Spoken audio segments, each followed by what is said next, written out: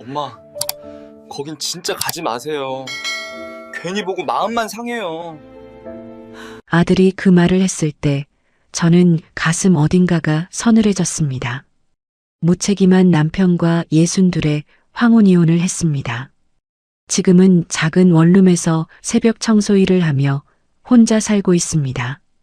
몸은 고됐지만 집은 조용했고 그 조용함이 처음엔 홀가분했습니다. 그런데 독감으로 며칠을 앓고 나니 마음이 흔들리기 시작했습니다. 연락 한 번 없이 지방으로 내려간 65 남자가 혹시 혼자 쓰러져 있는 건 아닐까 싶었습니다. 미워서 갈라섰지만 그 걱정은 끊어지지 않았습니다. 그래서 멀리서 얼굴만 보고 오려 했습니다. 아무것도 바라는 게 없었습니다. 그런데 아들은 왜 제가 가보기도 전에 제 마음이 상할 걸 이미 알고 있었던 걸까요? 시작 전 구독과 좋아요로 함께 해주시고 어느 지역에서 듣고 계신지 댓글로 한 번씩만 남겨주세요. 그곳에 행복이 닿길 바라겠습니다. 62에 이혼을 했습니다. 주변에서 그 말을 들었을 때 다들 비슷한 반응이었습니다. 그 나이에 무슨 이혼이냐고, 이제 와서 뭘 바라는 거냐고, 그냥 참고 살면 안 되냐고요. 저도 처음엔 그 말들이 맞는 것 같았습니다. 참아야 한다고, 이 나이에 혼자 살면 뭐가 되냐고 스스로한테도 그렇게 말했으니까요. 그런데 어느 순간부터는 더 이상 그 말이 제 안에서 힘을 쓰지 못했습니다. 참는다는 게 버티는 게 아니라 그냥 사라지는 것처럼 느껴지기 시작했거든요. 남편 태식 씨가 정년퇴직을 한 건 62살 되던 해초였습니다. 오래 다닌 회사는 아니었고 중간에 몇 번 직장을 옮기면서도 그나마 버텨온 마지막 자리였습니다. 퇴직 당일엔 동료들이랑 저녁을 먹고 늦게 들어왔는데 그 얼굴이 꽤 홀가분해 보였습니다. 그때 저는 이상하게 그 표정이 마음에 걸렸습니다. 퇴직이 그렇게 홀가분할 수 있나 싶었거든요. 앞으로의 걱정보다 지금 이 편안함이 더 크게 느껴지는 사람 같았습니다. 처음 몇 달은 쉰다고 했습니다. 오래 일했으니 좀 쉬어야겠다고 몸도 추스르고 나서 다시 뭔가 찾아보겠다고 했습니다. 저는 그 말을 믿었습니다. 믿으려 했다는 게 더 정확하겠지만요. 그런데 그 몇 달이 반년이 됐고 반년이 1년이 됐습니다. 새벽에 나가던 발길이 없어지고 낮에도 소파에 앉아 텔레비전을 보는 날이 길어졌습니다. 뭔가 알아보고 있냐고 물으면 알아보는 중이라고 했고 연락해 볼 때가 있냐고 하면 있다고 했습니다. 하지만 그 알아보는 중이 몇 년째 이어졌습니다. 생활비가 빠듯해지기 시작한 건 퇴직하고 두 번째 해부터였습니다. 퇴직금이 있었지만 그게 언제까지 버텨줄 리 없었습니다. 저는 그 전부터 상가 건물 청소 일을 하고 있었는데 거기에 더해 근처 화장실 관리 일도 맡았습니다. 새벽 5시에 나가서 오전을 마치고 오후엔 다른 건물 한 곳을 더 돌았습니다. 허리가 늘 뻐근했고 손등이 갈라지는 날도 있었습니다. 그래도 그게 제 몫이라고 생각했습니다. 그 사람이 다시 일어설 때까지만 버티면 된다고 생각했으니까요. 그런데 더 서러웠던 건 가난 자체가 아니었습니다. 냉장고가 비어도 전기요금 고지서가 쌓여도 반찬 살 돈이 모자라도 늘 제가 먼저 움직였습니다. 그게 싫었던 게 아니에요. 움직이는 건 할 수 있었습니다. 그런데 그 옆에서 그 사람이 같이 버티려는 마음이 보이지 않았습니다. 그게 제일 힘들었습니다. 형편이 어려운 게 아니라 형편이 어려운데 혼자라는 느낌. 그 느낌이 쌓이는 게 제일 무거웠습니다. 태식 씨는 미안하다는 말을 자주 했습니다. 새벽에 나가는 저를 보며 미안하다고 했고 밥상에 반찬이 없으면 미안하다고 했고 제가 지쳐 보이면 미안하다고 했습니다. 처음엔 그 말이 위로가 됐습니다. 그래도 알고 있구나 싶어서요. 그런데 그 미안하다는 말 뒤에 달라지는 게 아무것도 없었습니다. 미안하다는 말이 반복되면 반복될수록 그 말이 달라지려는 의지가 아니라 그냥 그 순간을 넘기려는 말처럼 들리기 시작했습니다. 나중엔 그 말이 제일 무책임하게 들렸습니다. 차라리 아무 말도 안 하는 게 나을 것 같았습니다. 어느 날 저녁이었습니다. 퇴근하고 들어오니 태식 씨는 소파에 누워 있었고 부엌엔 그릇 하나도 씻겨 있지 않았습니다.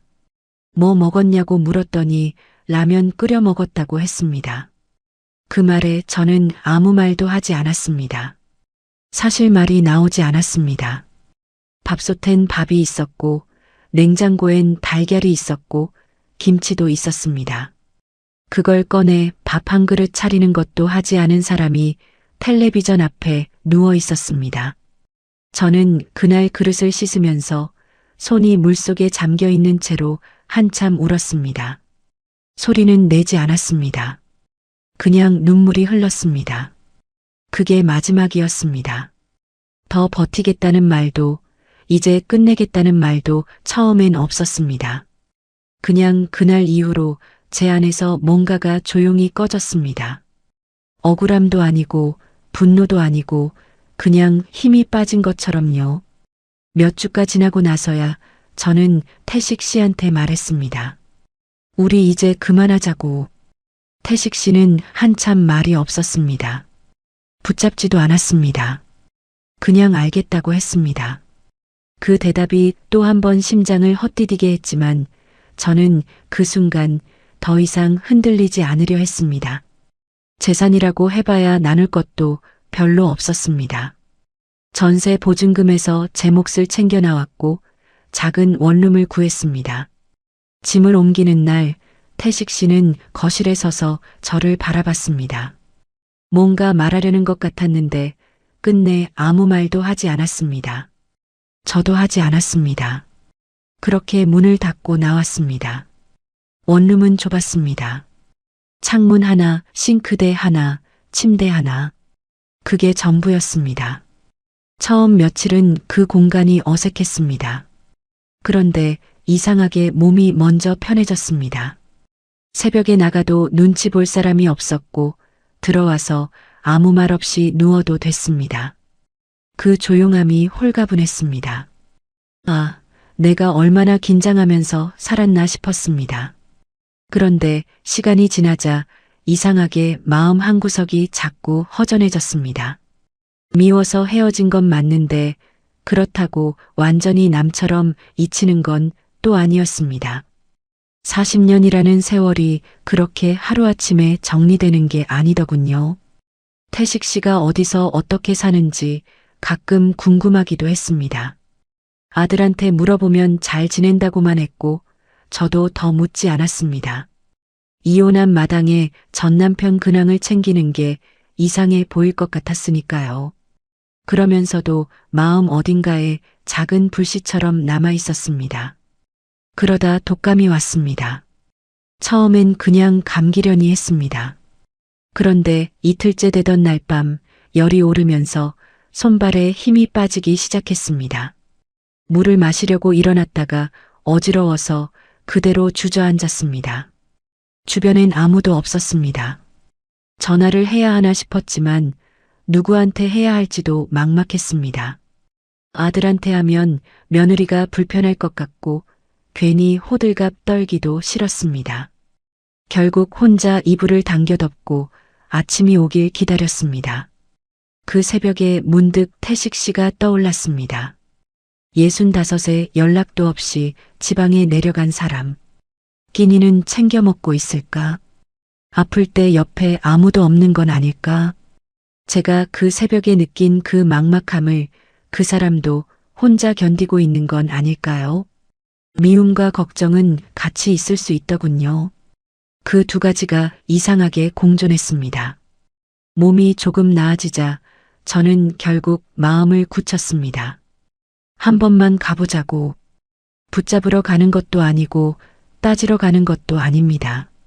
멀리서 얼굴만 보고 그냥 살아있는지 확인하고 돌아오면 된다고 생각했습니다.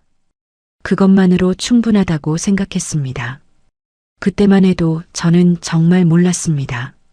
제가 걱정해서 찾아가는 그 길 끝에 저만 빠진 채 이미 다 끝난 가족의 판이 기다리고 있을 줄은요. 왜 아들은 아버지 얘기만 나오면 자꾸 말을 흐렸을까요? 아들한테 말을 꺼낸 건 몸이 어느 정도 나아지고 나서였습니다.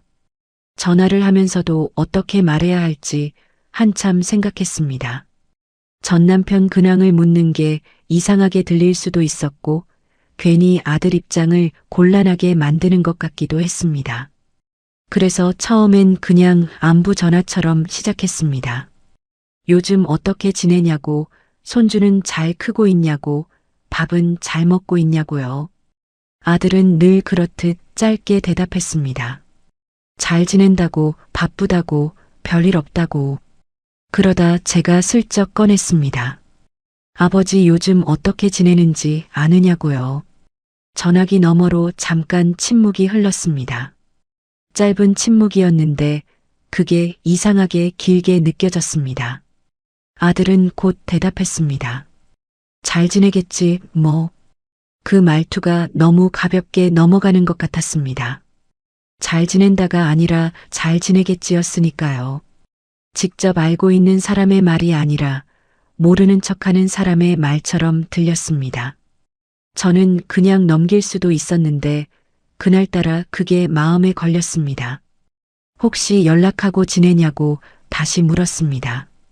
아들은 가끔 한다고 했습니다. 그러면서 빠르게 말을 돌렸습니다. 엄마는 몸은 다 나아졌냐고, 요즘 일은 어떠냐고요. 저는 그 말을 따라가지 않았습니다. 그래서 어떻게 사는 것 같더냐고, 밥은 잘 챙겨 먹고 있는 것 같냐고 물었습니다. 아들은 또 짧게 잘 지내는 것 같다고만 했습니다. 더 이상 구체적인 말은 하지 않았습니다. 그때 제가 말했습니다. 한번 가볼까 싶다고요. 그 말이 끝나기도 전에 아들 목소리가 달라졌습니다.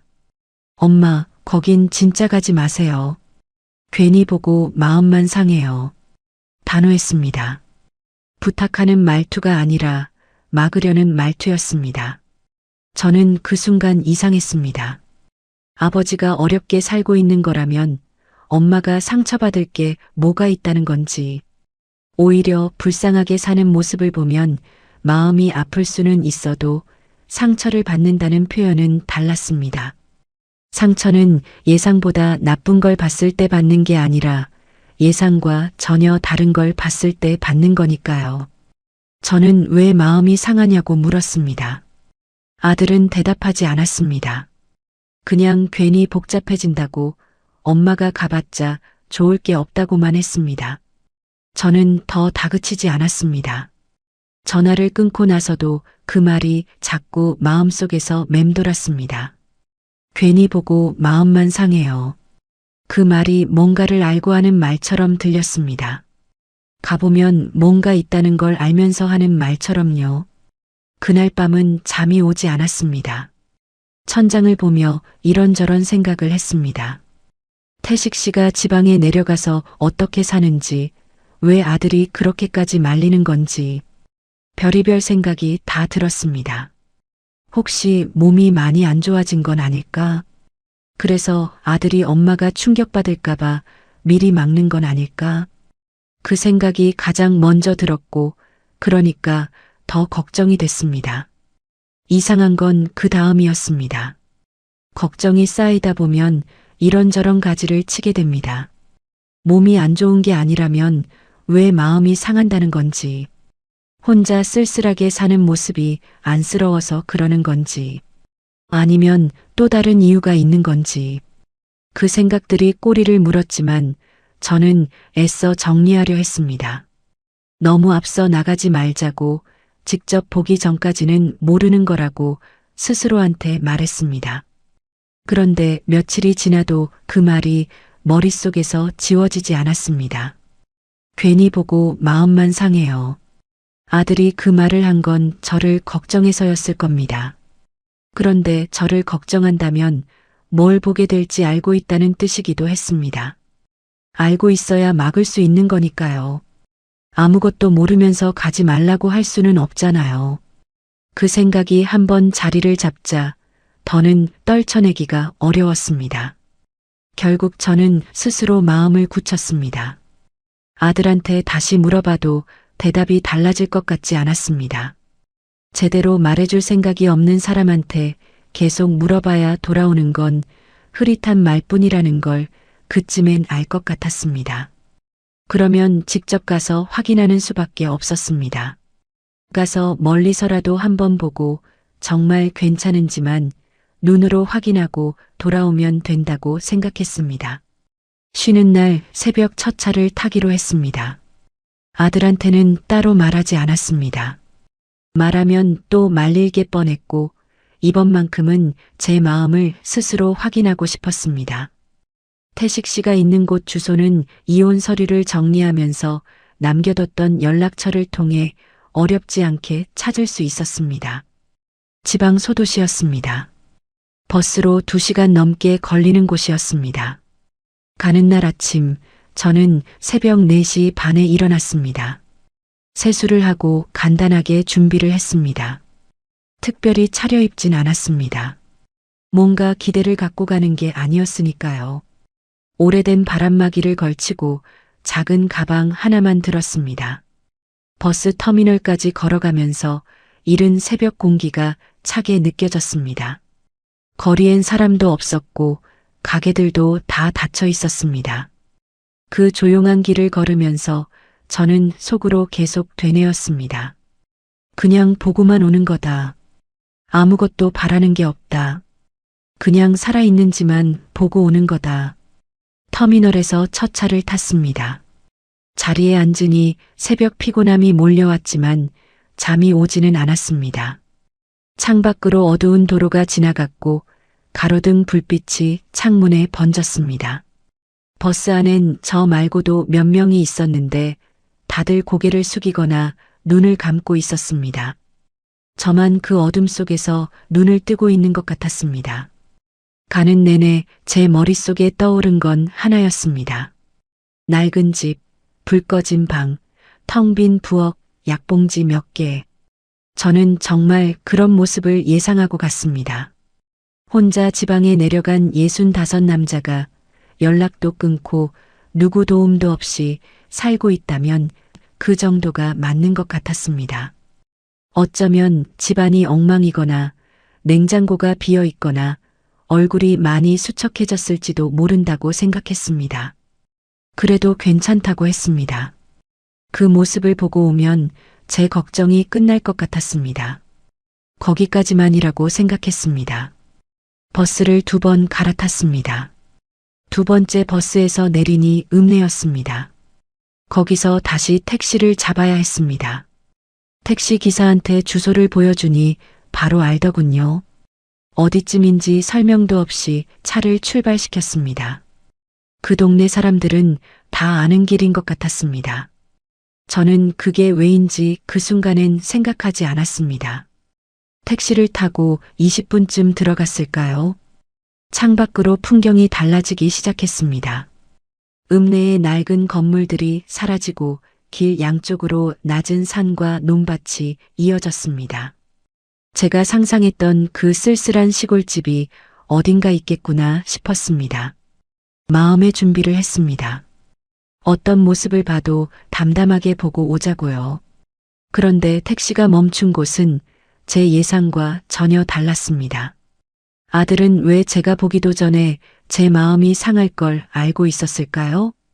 택시가 떠나고 나서도 저는 한동안 그 자리에 서 있었습니다. 발이 움직이지 않았습니다.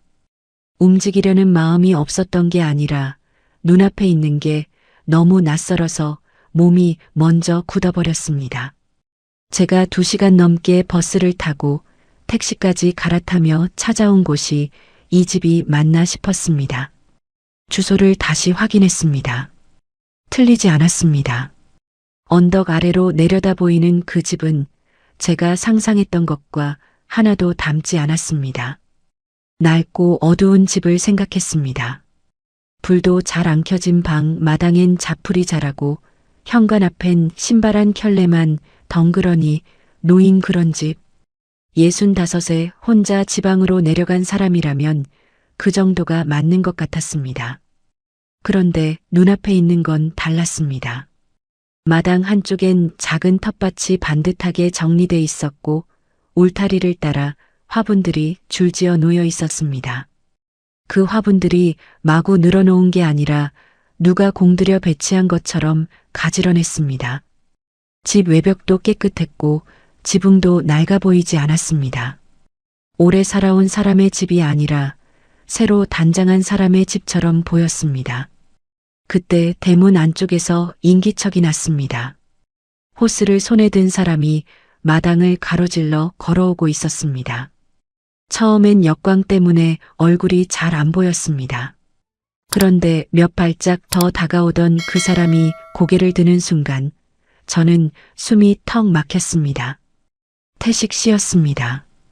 분명 그 사람인데, 분명 제가 40년을 함께 산 사람인데 낯설었습니다. 제가 알던 그 사람은 소파에 늘어져 있거나 밥상 앞에서 멍하니 앉아 있거나 아니면 미안하다는 말을 입에 달고 사는 사람이었습니다. 그런데 지금 눈앞에 있는 사람은 달랐습니다. 단정한 작업복을 입고 있었고 얼굴빛이 좋았습니다. 헬쑥하거나 수척한 기색이 없었습니다. 오히려 살이 조금 오른 것도 같았습니다. 햇볕을 맞으며 마당에 물을 주는 그 모습이 어색하지 않았습니다. 오래 이렇게 살아온 사람처럼 자연스러웠습니다. 저는 대문 안으로 한 발도 들어가지 못하고 그 자리에 서 있었습니다. 그때 마당 한쪽에서 또 다른 인기척이 들렸습니다. 처음엔 시야 가장자리로 스쳤습니다. 텃밭 옆에 쪼그려 앉아 무언가를 다듬고 있는 사람이 있었습니다. 상추 같은 걸 뜯고 있는 것 같았습니다. 여자였습니다. 50대 후반쯤 돼 보였고 머리를 단정하게 묶고 있었습니다. 그 여자가 태식 씨 쪽을 향해 자연스럽게 일어서더니 두 마디 세 마디 말을 건넸습니다. 태식 씨도 호스를 내리며 대답했습니다. 저는 그 말이 들리지 않았습니다. 너무 멀었고 귀가 먹먹했습니다. 그런데 그 둘 사이의 거리가, 그 움직임이, 그 눈빛의 방향이 다 말해주고 있었습니다. 오래 함께 산 사람들의 몸짓이었습니다. 서로를 향해 몸을 돌리는 방식, 말을 주고받는 속도, 상대가 움직이면 자연스럽게 공간을 내어주는 그 흐름. 낯선 두 사람이 어색하게 만들어내는 관계가 아니었습니다. 이미 서로의 자리를 알고 있는 사람들이었습니다.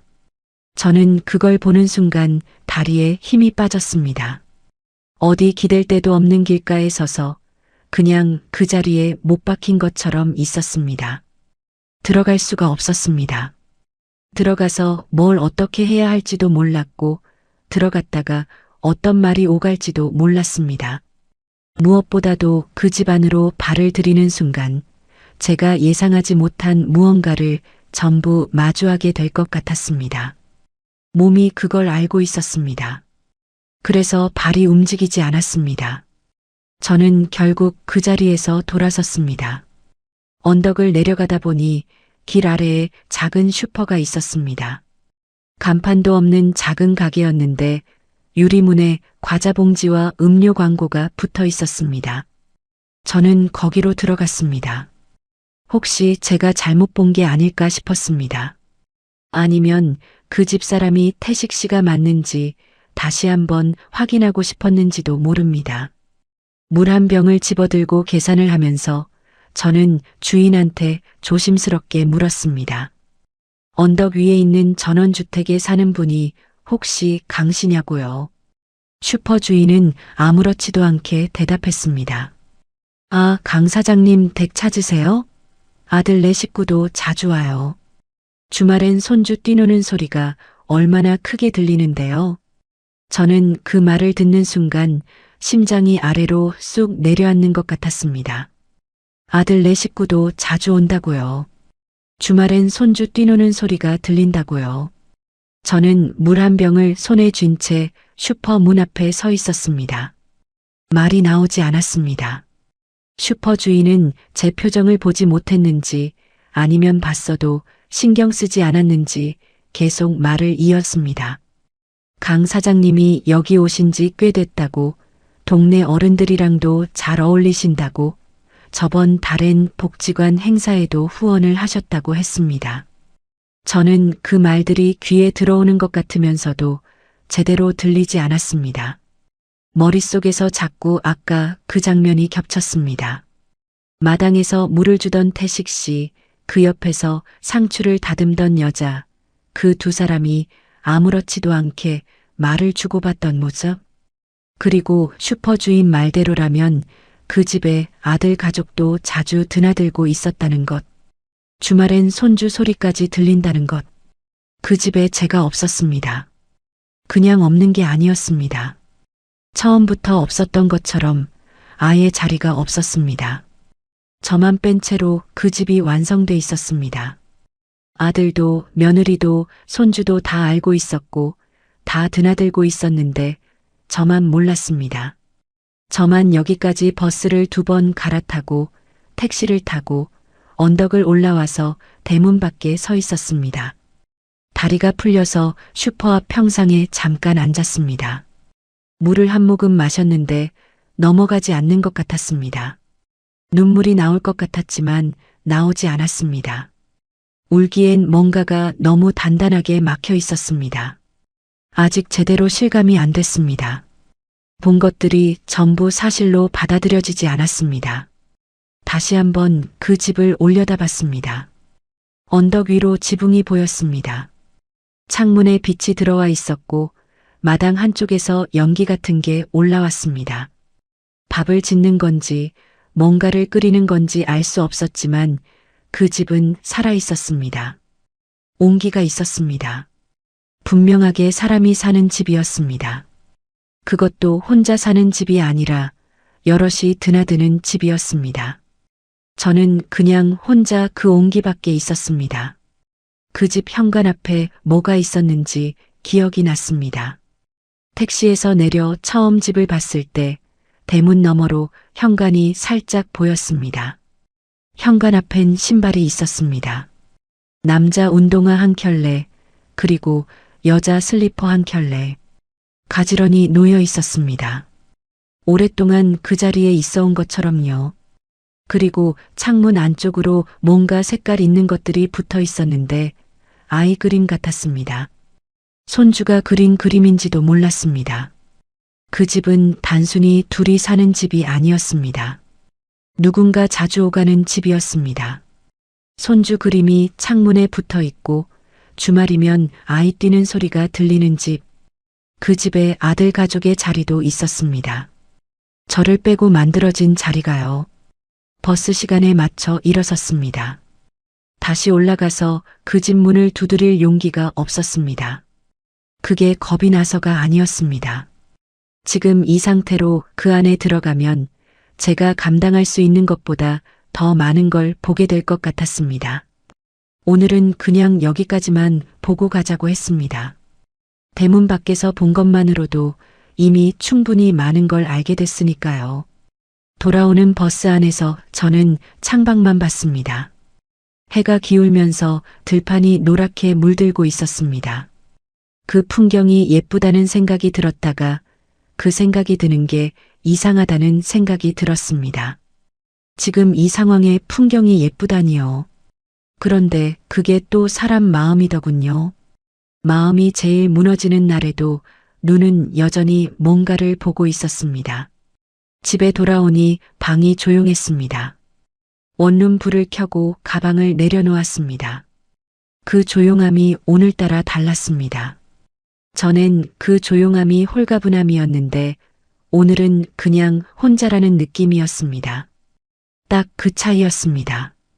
자리에 앉아서 멍하니 있다가 문득 아들 생각이 났습니다. 아들은 그 집을 알고 있었습니다. 자주 드나들고 있었습니다. 손주도 그 마당에서 뛰어놀고 있었습니다. 그런데 저한테는 한마디도 하지 않았습니다. 괜히 보고 마음만 상해요. 그 말 뒤에 이 모든 게 숨어 있었습니다. 아들 가족은 대체 언제부터 그 집을 드나들고 있었던 걸까요? 집에 돌아온 날 밤은 거의 뜬 눈으로 보냈습니다. 누우면 눈이 감길 것 같았는데 막상 이불을 덮으면 아까 그 집이 자꾸 떠올랐습니다. 언덕 아래로 보이던 전원주택, 마당에서 호스를 들고 서 있던 태식 씨, 텃밭 옆에서 상추를 다듬던 그 여자 가지런히 놓여있던 신발 두 켤레. 그 장면들이 눈을 감으면 더 선명하게 떠올랐습니다. 억지로 다른 생각을 해보려 했지만 쉽지 않았습니다.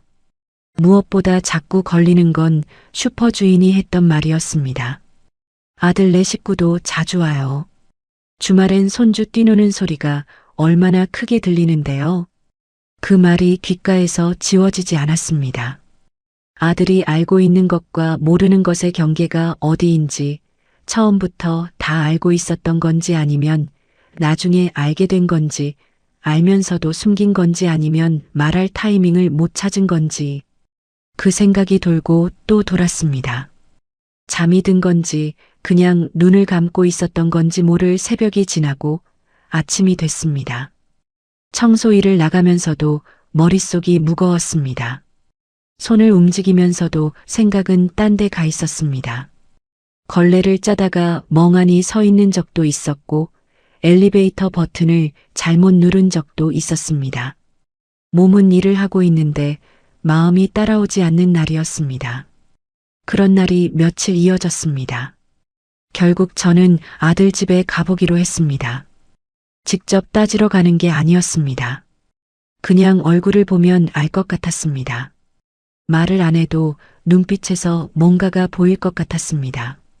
제가 그날 본 걸 알고 있는 사람인지 아니면 정말 모르는 사람인지 40년 넘게 아들 얼굴을 봐온 엄마가 그것 하나 못 읽을 리 없었습니다. 주말 오전에 아들 집에 갔습니다. 미리 연락은 했습니다. 손주 보러 간다고만 했습니다. 아들은 오라고 했고 며느리 수진 씨도 반갑게 맞아줬습니다. 겉으로 보기엔 아무것도 달라 보이지 않는 풍경이었습니다.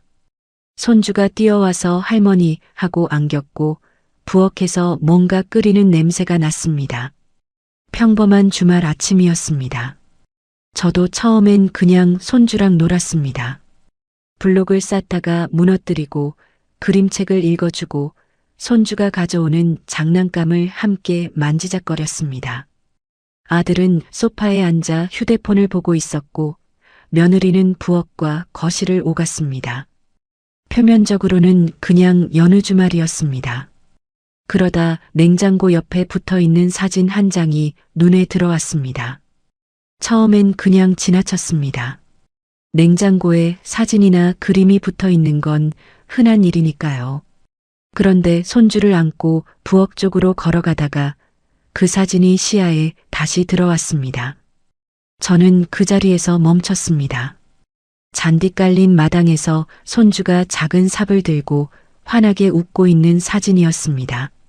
환한 햇살 아래 손주 얼굴이 참 밝았습니다. 그런데 사진 뒤쪽 배경에 나무로 만든 데크 난간이 보였습니다. 그 난간의 모양이 낯설지 않았습니다. 제가 그날 언덕 위에서 봤던 그 전원주택의 데크였습니다. 숨이 잠깐 멎었습니다. 손주가 그 집 마당에서 삽을 들고 웃고 있었습니다. 사진 속 손주 표정이 너무 해맑았습니다. 처음 가는 낯선 집에서 노는 아이의 표정이 아니었습니다. 자주 가서 익숙한 곳에서 노는 아이의 표정이었습니다. 저는 그 사진을 손에 들고 아들한테 물었습니다. 이거 어디냐? 목소리가 평소보다 낮게 나왔습니다. 화를 낸 게 아니었는데 그 짧은 말에 뭔가가 담겨 있었나 봅니다. 아들이 고개를 들었고 제 손에 들린 사진을 보는 순간 표정이 굳었습니다. 소파에서 일어서려다 멈추는 것 같았습니다. 부엌에 있던 며느리도 그 순간 하던 손을 멈췄습니다. 설거지 소리가 딱 끊겼습니다. 그 짧은 정적이 모든 걸 말해줬습니다. 아무 말하지 않아도 됐습니다. 두 사람 다 알고 있었습니다. 그 집이 어딘지, 그 사진이 어디서 찍혔는지, 그게 무슨 의미인지 다 알면서 지금까지 저한테 말하지 않았습니다. 아들은 한참 뒤에야 입을 열었습니다. 엄마, 괜히 복잡하게 만들지 마세요. 그 말을 듣는 순간 가슴이 막혔습니다. 복잡하게 만들지 말라고요. 이게 복잡한 게 맞긴 합니다. 그런데 복잡하게 만든 게 누구냐고 묻고 싶었습니다. 저는 아무것도 한 게 없었습니다. 그냥 몰랐을 뿐이었습니다. 저만 빼고 다들 알고 있었고, 저만 빼고 그 집을 드나들고 있었는데, 그걸 이제 와서 물어보는 제가 복잡하게 만드는 사람이 되는 건지요. 저는 목소리를 높이지 않으려 했습니다. 그 자리에서 소리를 지르면 아무것도 들리지 않는다는 걸 알고 있었습니다. 그래서 최대한 차분하게 물었습니다. 저 집이 어디냐고. 아버지가 거기서 누구랑 사는 거냐고. 왜 나한테 한마디도 안 했냐고. 아들은 시선을 피했습니다. 바닥을 보거나 옆을 보거나 제 눈을 똑바로 보지 않았습니다. 그러면서 말했습니다. 잘 지내신다고, 이제는 엄마가 모르는 게 낫다고, 알아봤자 상처만 받는다고. 그 말들이 연달아 나왔습니다. 마치 미리 준비해둔 것처럼요. 저는 그 말을 들으면서 오히려 더 차가워졌습니다. 상처받을 걸 알고 숨긴 거라면 그건 저를 배려한 게 아니었습니다. 그냥 마주하기 싫어서 피한 거였습니다. 며느리는 그 자리에서 말이 없었습니다. 부엌에서 거실로 나오긴 했는데 아들 뒤에 서서 시선을 내리깔고 있었습니다. 뭔가 알고 있는 표정이었습니다. 그런데 말하지 않으려는 표정이기도 했습니다. 아들과 미리 얘기가 돼 있는 것 같기도 했습니다. 엄마가 물어보면 이렇게 하자고, 이성까지만 말하자고. 며느리 입장에선 시아버지 일이고 시어머니한테 말해봤자 불편해지는 건 자기들이라는 걸 알고 있는 사람의 태도였습니다. 저는 더 다그치지 않았습니다. 어차피 그 자리에서 다 말해줄 사람들이 아니었습니다. 억지로 끌어내봤자 나오는 건 흐릿한 말뿐이고 저만 감정이 더 뒤엉킬 것 같았습니다. 그래서 손주를 한 번 더 안아주고 밥을 간단히 먹고 일어섰습니다. 아들은 배웅하러 나오면서 조심스럽게 말했습니다. 엄마, 아버지 일은 그냥 내버려 두는 게 낫다고요. 그 말이 오히려 마음에 박혔습니다. 내버려 두라는 말은 이미 다 정리가 됐다는 말이었습니다. 제가 끼어들 자리가 없다는 말이었습니다. 아들이 말하지 않아도 그 집의 윤곽이 점점 선명해지고 있었습니다. 태식 씨 곁에 이미 누군가가 있고 그 누군가와 아들 가족도 이미 관계가 생겨 있다는 것. 저만 그 바깥에 있다는 것. 집에 돌아오는 버스 안에서 저는 손주 사진을 자꾸 떠올렸습니다. 그 해맑게 웃는 얼굴이 자꾸 눈에 밟혔습니다. 손주가 잘못한 건 아무것도 없었습니다. 그 아이는 그냥 마당에서 신나게 뛰어놀았을 뿐이었습니다. 그런데 그 웃음이 왜 그렇게 마음을 아프게 하는지 모르겠었습니다. 제가 한 번도 가보지 못한 그 마당에서 저를 빼고 다 함께 있었다는 게 자꾸 마음속에서 무언가를 건드렸습니다. 나중에 생각해 보니 더 이상했습니다. 아들이 저를 말렸던 이유가 단순히 제가 상처받을까봐가 아니었습니다. 그 집의 질서를 깨고 싶지 않아서였습니다. 이미 그 집안에 아들 가족의 자리가 만들어져 있었고 제가 그 집을 알게 되는 순간 그 질서가 흔들릴 것 같아서 막고 있었던 것 같았습니다.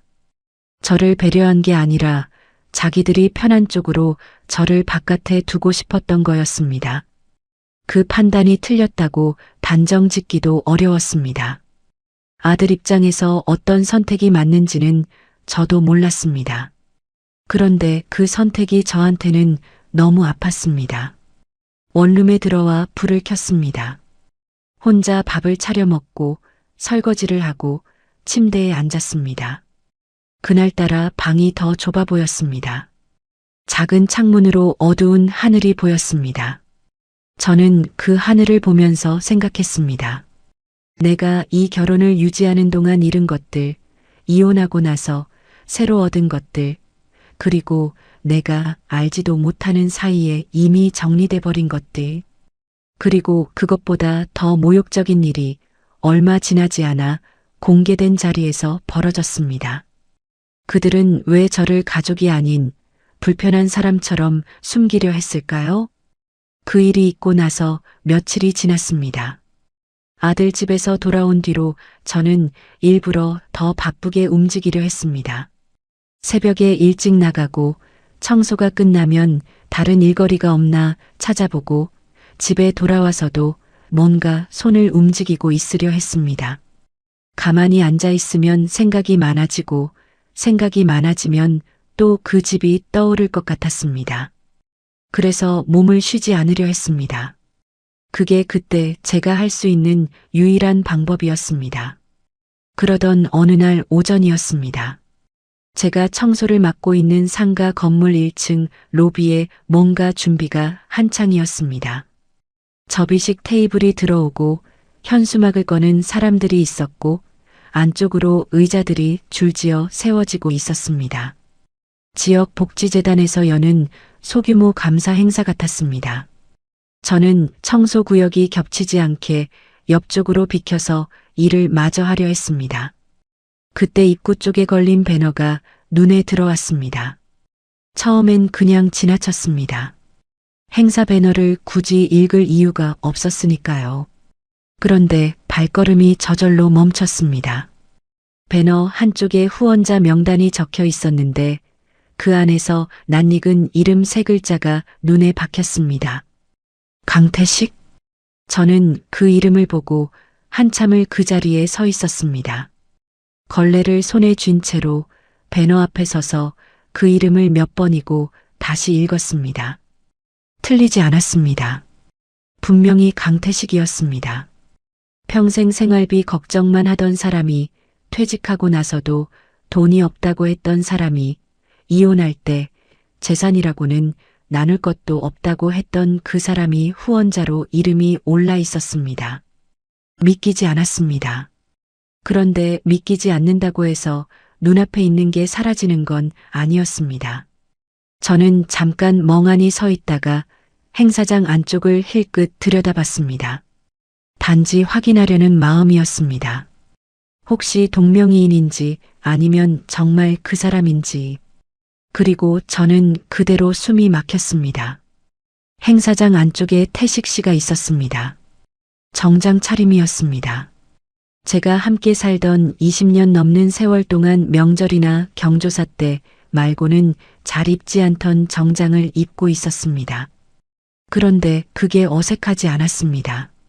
그 자리에 자연스럽게 서 있었습니다. 주변 사람들과 인사를 나누고 고개를 끄덕이고 웃는 얼굴이었습니다. 그리고 그 바로 옆에 그 여자가 있었습니다. 처음 봤습니다.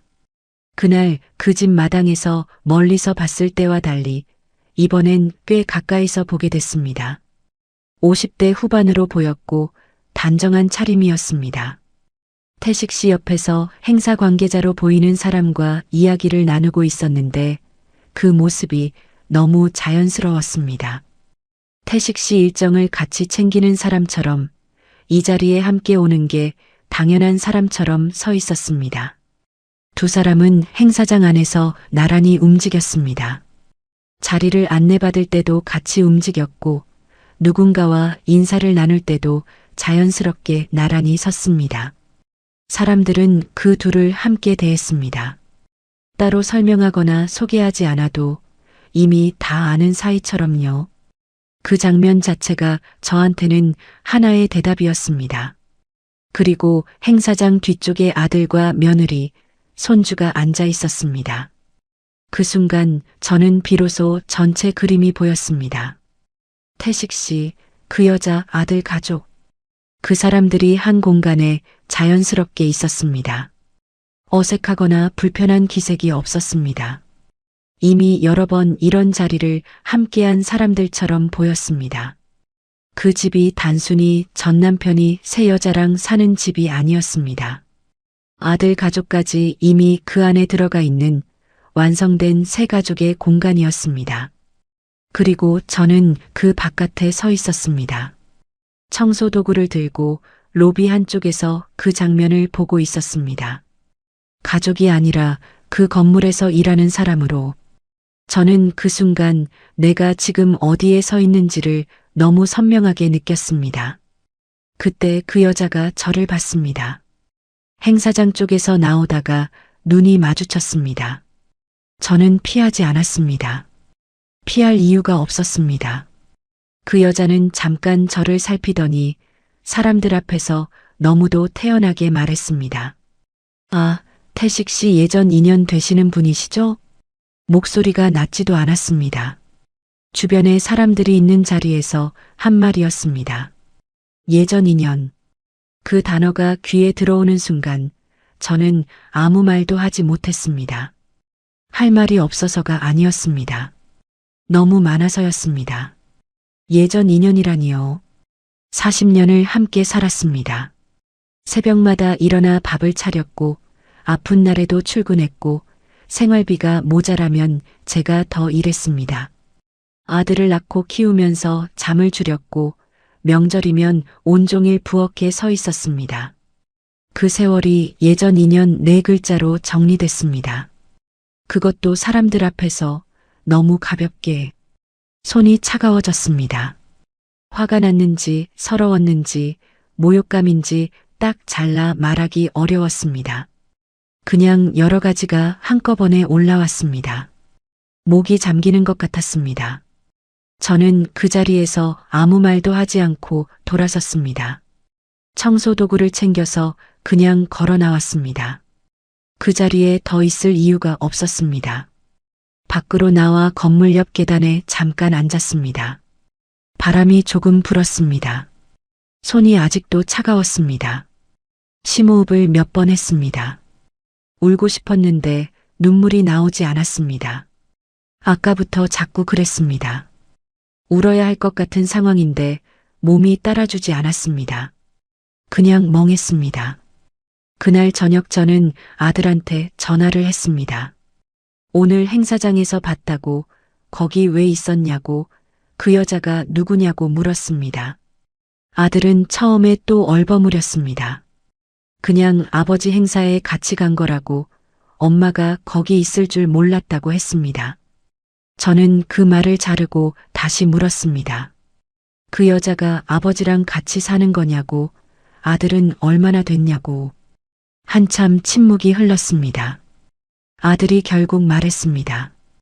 이혼하고 나서 아버지가 지방으로 내려갈 때 이미 알고 지내던 사람이라고 했습니다. 처음엔 생활을 정리하는 걸 도와주는 정도였는데 나중엔 병원도 같이 다니고 집도 함께 알아보고 하면서 가까워졌다고요. 지금은 아버지 건강관리며 요양 상담까지 그 여자가 챙기고 있다고 했습니다. 아들 목소리는 담담했습니다. 마치 어쩔 수 없는 일이라는 듯이, 그냥 그렇게 됐다는 듯이요. 저는 그 담담함이 오히려 더 아팠습니다. 아들한테 이건 당연한 일이 됐구나 싶었습니다. 아버지 곁에 그 여자가 있는 게 이미 일상이 돼버린 사람의 말투였습니다. 저는 전화를 끊고 나서 한참 앉아 있었습니다. 새 여자가 있다는 게 충격이 아니었습니다. 이혼한 사람이 새 인연을 만나는 건 있을 수 있는 일이었습니다. 제가 견디기 힘들었던 건 다른 것이었습니다. 늙고 아프고 힘들 때 옆에서 챙겨주는 사람의 자리, 병원에 같이 가주고 약을 챙겨주고 불편한 몸을 돌봐주는 그 자리, 그게 이미 그 여자한테 넘어가 있었습니다. 저는 걱정해서 찾아갔습니다. 혼자 쓰러져 있는 건 아닐까 싶어서 끼니는 챙겨 먹는 건지 걱정돼서 버스를 2번 갈아타고 찾아갔습니다. 그런데 그 사람 인생에서 저는 이미 가장 바깥으로 밀려나 있었습니다. 제가 걱정하던 그 자리에 이미 다른 사람이 들어와 있었고 그 사람이 병원도 같이 가고 집도 같이 알아보고 요양 상담까지 챙기고 있었습니다. 그제야 아들이 왜 그렇게까지 저를 말렸는지 알 것 같았습니다. 제가 가서 상처받을 장면은 전 남편이 잘 사는 모습이 아니었습니다. 제자리가 완전히 대체된 현실이었습니다. 그것도 단순히 연인 자리가 아니라 늙어서 아플 때 곁에 있어줄 사람의 자리까지요. 아들은 그걸 알고 있었고 그래서 막았습니다. 막는 게 맞다고 생각했을 겁니다. 어쩌면 그게 아들로서 할 수 있는 최선이었는지도 모릅니다. 그런데 막는다고 사실이 달라지는 건 아니었습니다. 저는 알게 됐습니다. 보게 됐습니다. 예전 인연이라는 말도 들었습니다. 이미 다 알아버린 뒤에는 모르는 척할 수가 없었습니다. 그 말들이 몸속 어딘가에 박혀서 쉽게 빠져나오지 않았습니다. 잠자리에 들기 전에 저는 오래 생각했습니다. 이대로 그냥 넘어갈 것인지, 모른 척하고 없는 척하고 그냥 살아갈 것인지, 그렇게 하면 편할 수도 있었습니다. 아무도 불편하지 않고 아무것도 달라지지 않고 그냥 각자의 자리에서 살아가는 거니까요. 그런데 그게 되지 않았습니다. 예전 인연이라는 말이 자꾸 귀에 걸렸습니다. 40년이 그 말 한마디로 지워지는 게 맞는 건지 저는 그게 자꾸 마음에 걸렸습니다. 결국 저는 마음을 굳혔습니다. 따지러 가는 게 아니었습니다. 돈을 받아내려는 것도 아니었습니다. 단지 묻고 싶었습니다. 왜 저를 없는 사람처럼 만들었는지 그 한 가지만 물어보고 싶었습니다. 아들은 왜 그 사실을 알면서도 끝까지 제게 숨겼을까요? 만남 자리를 만드는데 생각보다 오래 걸렸습니다. 아들한테 말했습니다. 아버지랑 한번 마주 앉고 싶다고 따지러 가는 게 아니니 자리를 만들어 달라고요. 아들은 처음에 왜 굳이 그래야 하냐고 했습니다. 이제 와서 만나봤자 뭐가 달라지냐고 서로 상처만 더 받는 거 아니냐고 했습니다. 저는 그 말에 흔들리지 않았습니다. 달라지는 게 없어도 괜찮다고 했습니다. 그냥 할 말이 있다고 그 말을 직접 하고 싶다고 했습니다.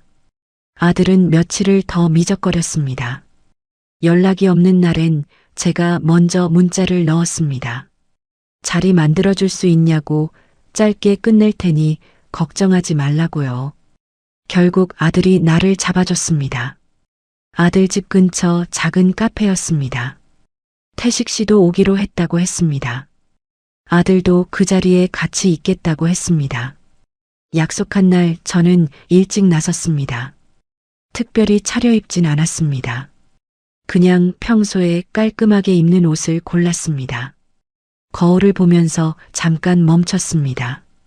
62에 이혼하고 작은 원룸에서 새벽 청소 일을 하며 살고 있는 여자. 그게 저였습니다. 초라하다는 생각이 들었다가 그 생각을 그냥 내려놓았습니다. 오늘 제가 그 자리에 가는 건 초라함을 확인하러 가는 게 아니었으니까요. 카페에 먼저 도착했습니다. 창가 자리에 앉아서 바깥을 봤습니다. 사람들이 지나가고 차가 다니고 아무것도 모르는 거리가 평범하게 흘러가고 있었습니다. 커피를 한 모금 마셨습니다. 손이 떨리진 않았습니다. 생각보다 마음이 고요했습니다. 태식 씨가 먼저 들어왔습니다. 아들이 옆에 있었습니다.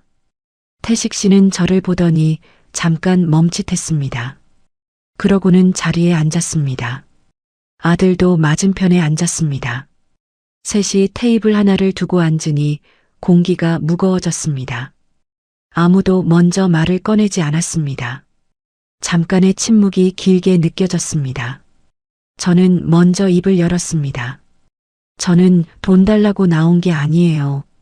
왜 저를 없는 사람처럼 만들었는지 그걸 묻는 거예요. 목소리가 생각보다 차분하게 나왔습니다. 떨릴 것 같았는데 그렇지 않았습니다. 그 말을 꺼내기까지 며칠을 혼자 되뇌었기 때문인지 아니면 이미 너무 많은 걸 겪어서 감각이 무뎌진 건지 모르겠습니다. 그냥 그 말이 나왔습니다. 카페 안이 조용해졌습니다. 태식 씨는 테이블 위에 올려놓은 손을 내려다봤습니다. 아들은 시선을 창밖으로 돌렸습니다. 저는 그 침묵을 깨지 않고 기다렸습니다. 서두를 이유가 없었습니다. 태식 씨가 먼저 말했습니다. 미안하다고 했습니다. 자기도 새로 살 길을 찾다 보니 그렇게 됐다고, 선혜 씨가 현실적으로 많이 도와줘서 가까워졌다고 했습니다. 말투가 낮았습니다. 예전처럼 미안하다는 말을 가볍게 넘기는 투가 아니었습니다. 그래도 저는 그 말이 모든 걸 설명해 준다고 느끼지 않았습니다. 저는 고개를 끄덕이지 않았습니다. 새 인연이 생긴 거, 그분이 태식 씨를 챙기는 거, 그건 뭐라고 할 수 없어요. 이혼한 사람이니까요. 그런데 저는 그게 아니에요. 말을 잠깐 멈췄습니다. 어떻게 이어가야 할지 머릿속으로 정리하면서요. 저만 빼고 다 알고 있었던 것.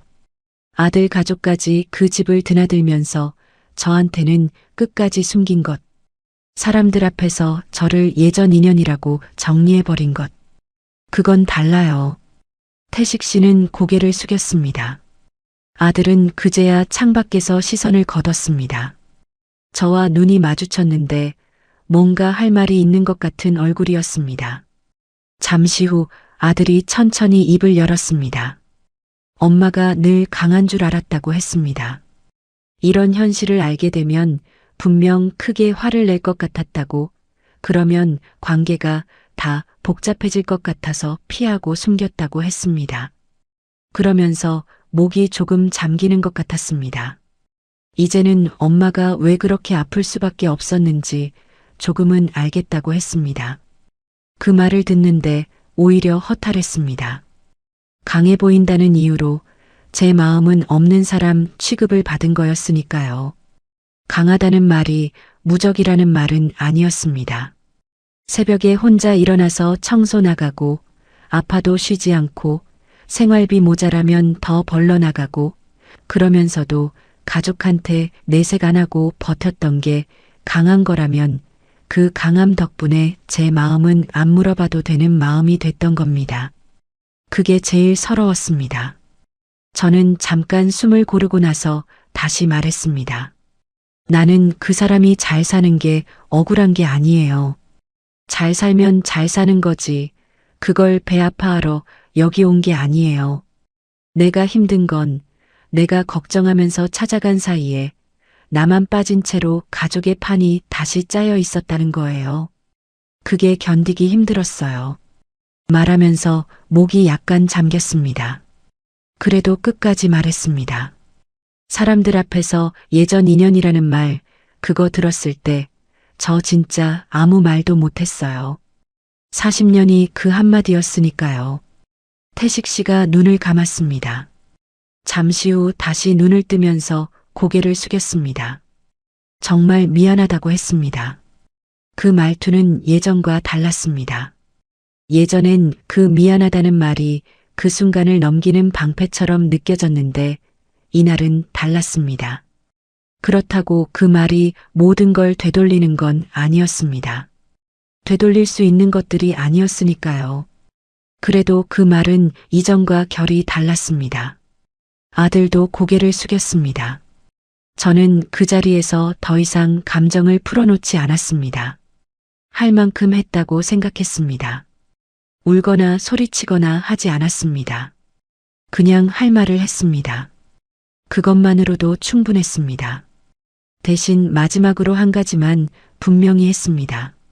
앞으로 어디서든 저를 없는 사람처럼 말하지 말아요.